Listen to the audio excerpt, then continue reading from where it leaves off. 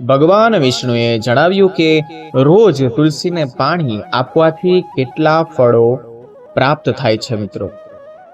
મિત્રો વિડીયો ચાલુ કરીએ તેના પહેલા એક ખાસ વાત જો તમને કહી દઉં, જો તમે નીચે કમેન્ટ સેક્શનમાં જય માં લક્ષ્મી લખશો તો તમારા ઘરમાં હંમેશા લક્ષ્મી માનો વાસ રહેશે. હવે આપણે કથા શરૂ કરીએ. તો એક વખતની વાત છે. માતા લક્ષ્મીએ ભગવાન વિષ્ણુને પૂછ્યું, હે નાથ, તમે ત્રણેય લોકના સ્વામી છો અને તમામ જગતમાં તમારી પૂજા થાય છે. બધા જ લોકો તમારી કૃપા માટે ઉત્સુક રહે છે, છતાં તમે આ તુલસીના છોડની પૂજા કેમ કરો છો અને રોજ તેને પાણી કેમ આપો છો? હું આ તુલસીના છોડને પાણી આપવાનો મહિમા જાણવા માંગુ છું. તો માતા લક્ષ્મીની વાત સાંભળીને ભગવાન વિષ્ણુએ કહ્યું કે હે દેવી, તુલસી સાક્ષાત લક્ષ્મીજીનું જ સ્વરૂપ છે.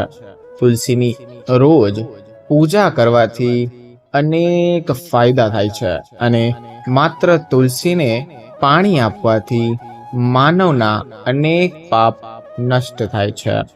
તુલસીના મહત્વને સમજાવવા ભગવાન વિષ્ણુએ માતા લક્ષ્મીને એક પવિત્ર કથા કહી. ભગવાન વિષ્ણુએ કહ્યું, હે દેવી, આ કથા સાંભળો, જેના દ્વારા તમે તુલસીના મહત્વને અને તમારા પ્રશ્નોના ઉત્તરો મેળવી શકશો.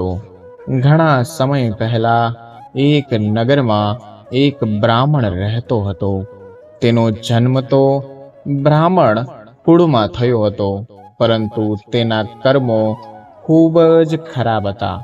તે હંમેશા જ ઊંચા અને અયોગ્ય માર્ગો દ્વારા પૈસા કમાતો, હંમેશા જુગારમાં અને દુરાચારમાં ડૂબેલો રહેતો. તેને ક્યારેય પૂજા પાઠ કે શાસ્ત્રનું અધ્યયન કર્યું જ નહોતું.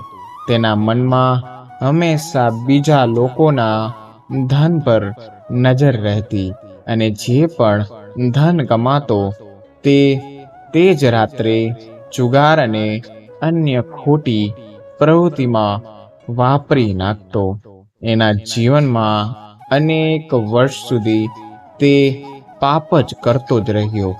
એક દિવસે તે નગરમાં ખરીદી કરવા માટે ગયો, જ્યાં ગંગા નદી વહેતી હતી.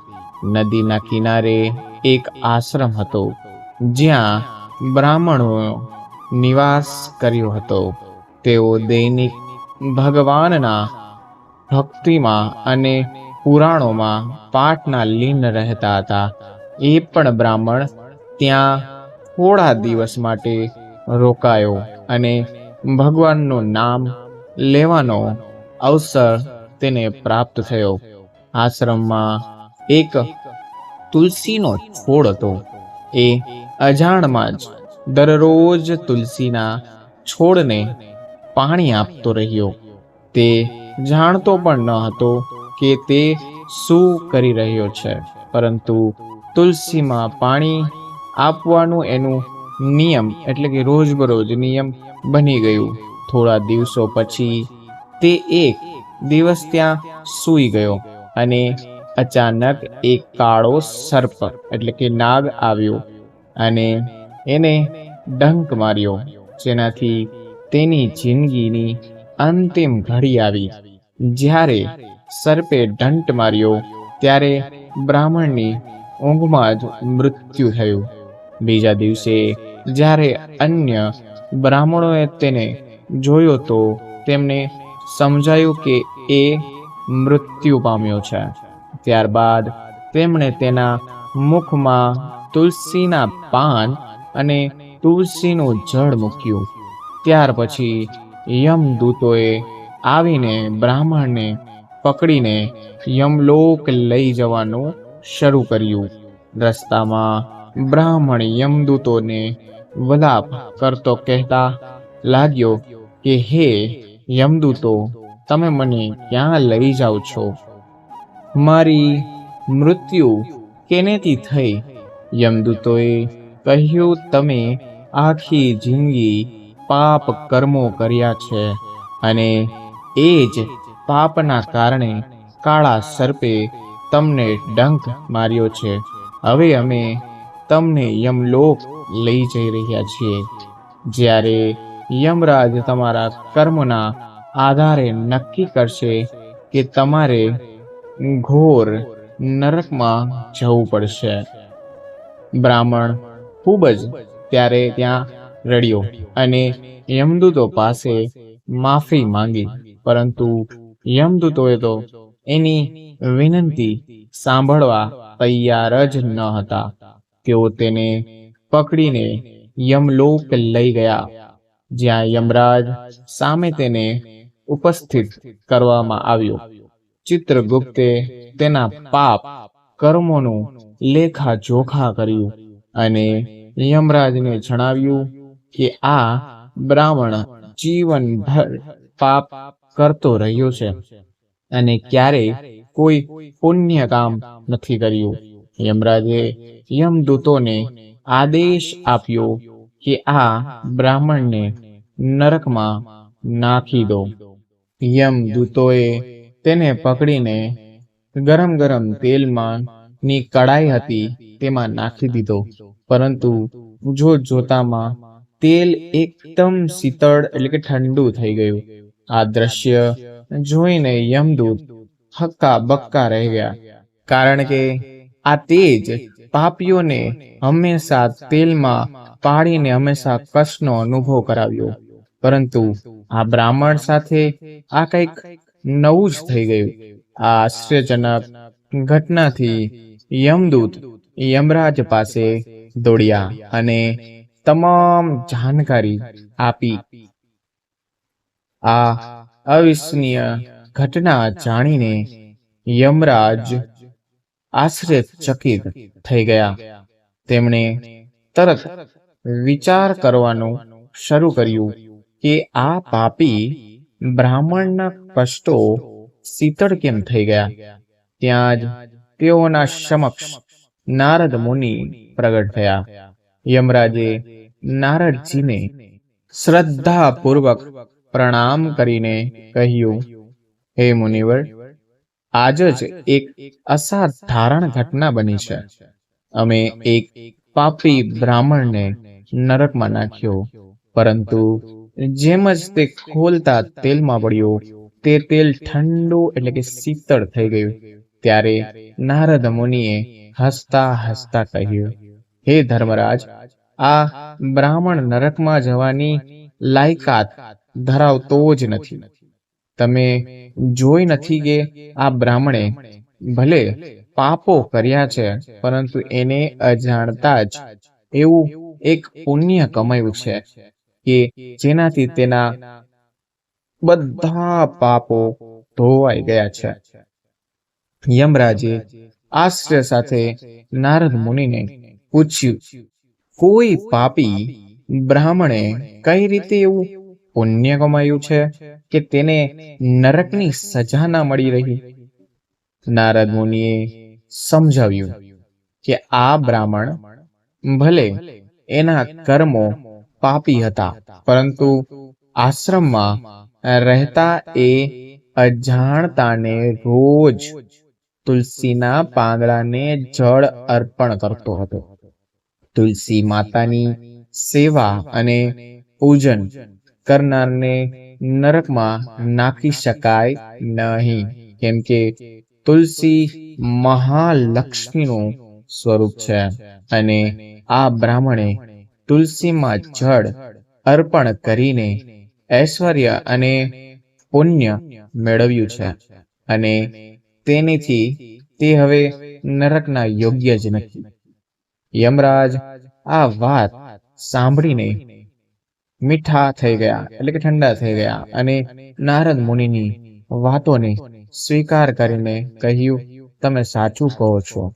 હે મુનિ, આ બ્રાહ્મણને નરકમાં નહીં મૂકીએ, યમરાજે બ્રાહ્મણને નરકમાંથી બહાર કાઢવામાં આદેશ આપ્યો અને તેના બદલે તે બ્રાહ્મણે યજ્ઞલોકમાં મોકલવામાં આવ્યો, જ્યાં તે યજ્ઞ બની સુખ અને શાંતિ અનુભવી રહ્યો હતો.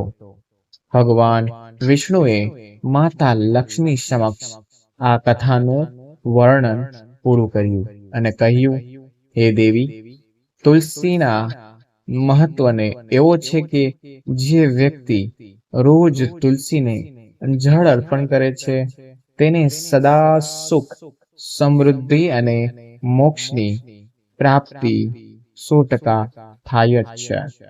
ભગવાન વિષ્ણુએ આગળ માં દેવીને જણાવ્યું કે હે દેવી, તુલસીના પાંદડાનો માત્ર પાપ નાશ કરવા માટે નહીં, પરંતુ તે સ્વયંમાં લક્ષ્મીના આશીર્વાદનું એક પ્રતીક છે. જે કોઈ તુલસીનું પૂજન કરે છે તે વ્યક્તિ પર મારો અને તમારો અનંત આશીર્વાદ સદા રહે છે.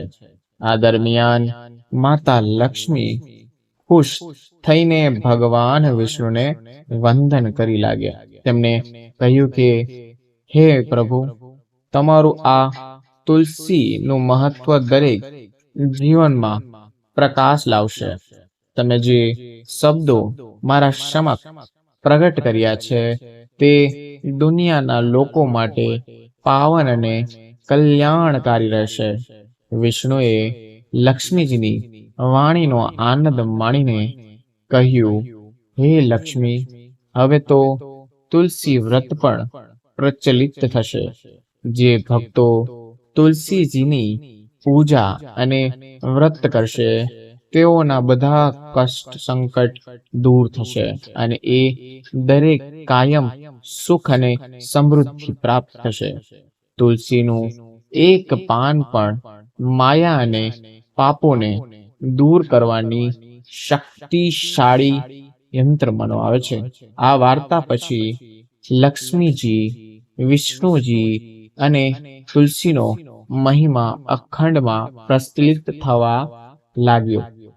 તુલસી એક દિવ્ય છોડ તરીકે પૂજાય છે અને ભક્તો રોજ સવારે તુલસી માતા પાસે જઈને ભગવાન વિષ્ણુની કૃપા રોજ પ્રાપ્ત કરે છે. મિત્રો, તુલસી વ્રત, તુલસીનું પૂજન અને તુલસીના પાંદડાની મહત્તા આ રીતે સમગ્ર ધર્મમાં ફેલાઈ અને ભક્તો માટે તે સુખ, સમૃદ્ધિ અને આધ્યાત્મિક ઉન્નતિનો માર્ગ બન્યો.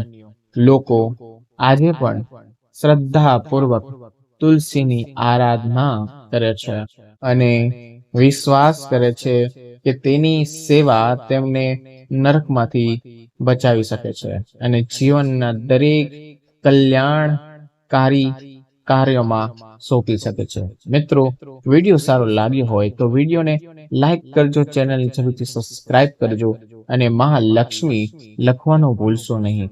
હવે મિત્રો, મળીશું નવા વિડીયો, નવા ટોપિક સાથે. ત્યાં સુધી બધાને મારા રાધે રાધે.